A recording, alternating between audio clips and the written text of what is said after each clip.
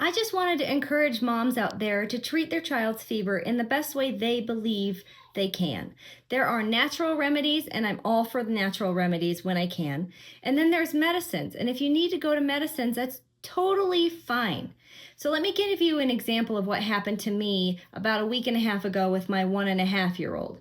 So he woke up from his nap. He was very hot, very fussy, very clingy. And I checked his temperature and it was 100.5. And I thought, well, that's not too high. I'm just going to do the natural side. So what I did is I got socks and I soaked them in cold water, wrung them out, and then put them on his feet. And then I put warm, dry wool socks on top of those socks to keep his feet contained in that cool. And what happens is it draws out the fever. And this has worked for this exact same kid before. About 2 or 3 months ago, he had a fever, and this is what I did, and it dropped his fever immediately. Totally new kid. 15 minutes later, he felt great.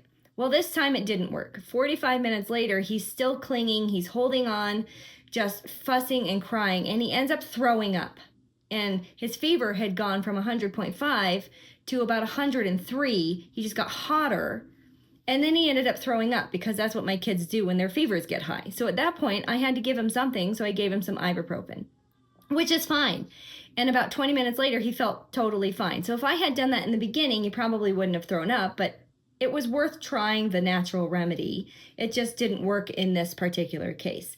The one thing that I do want to say is the pain and fever dosing guide for infants and children that my sister and I created, we're both pharmacists and mothers, has exact dosing for your kids. So my child is under 2 and he's under 24 pounds, which means on the dosing chart of acetaminophen or ibuprofen, it says ask a doctor for the dose. Well, that doesn't mean you can't dose it. It just means that you need to find the dose based on their weight because the table doesn't have their weight on the table.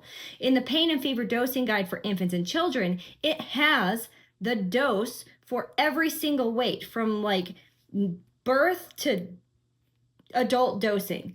So I was able to treat my child immediately because I knew the exact dose he needed because I know his weight or right around his weight, so I could give him the exact dose he needed.